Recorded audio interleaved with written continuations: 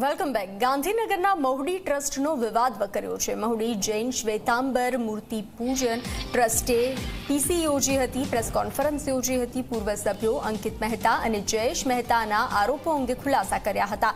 અંકિત મહેતા અને જયેશ મહેતાને ગુનાહિત ઇતિહાસના કારણે સભ્યપદેથી દૂર કરાયા હતા.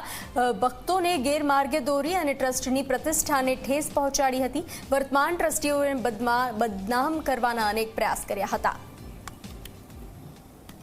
2024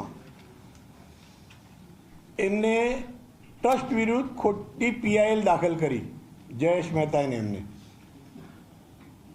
પીઆઈએલ એમની રિજેક્ટ થઈ કારણ કે સંપૂર્ણ ખોટું હતું અને ત્યાંથી હાઈકોર્ટે કીધું go to charity commissioner, if you have any problem contact charity commissioner. અને એ પ્રમાણે એમને એમ કે પીઆઈએલ દાખલ કરે એટલે આ બધું થઈ જાય, પણ કાયદા પ્રમાણે વ્યવસ્થિત રીતે એમને નકારવામાં આવ્યું. અને આ બંનેનું એ સિવાયના જે કમ્પાઉન્ડર કર્યા હતા અને ટ્રસ્ટ વિરુદ્ધ જે પ્રવૃત્તિઓ કરી એ બધી દેખાઈ આવતા 2024 જનરલ મિટિંગ ભરાઈ અને જનરલ મિટિંગમાં આ બંનેનું ટ્રસ્ટી પદ મૂળથી રદ કરવામાં આવ્યું. જ્યારે અમને ધમકીઓ આપી છે, જેમ તેમ વર્તન કરેલું છે, ત્યારે બધાની ફરિયાદ અમે માણસા પોલીસ સ્ટેશનમાં પણ લખાવેલી છે. અને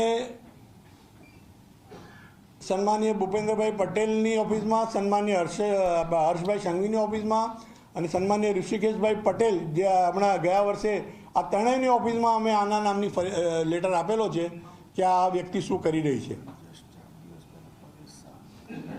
અને આવી રીતે એ બધાને ધમકી આપીને આ કામ કરે. એને કોઈ પણ હિસાબે કાં તો મને કે તને તો જીવવા જ નહીં તો મારી નાખીશ.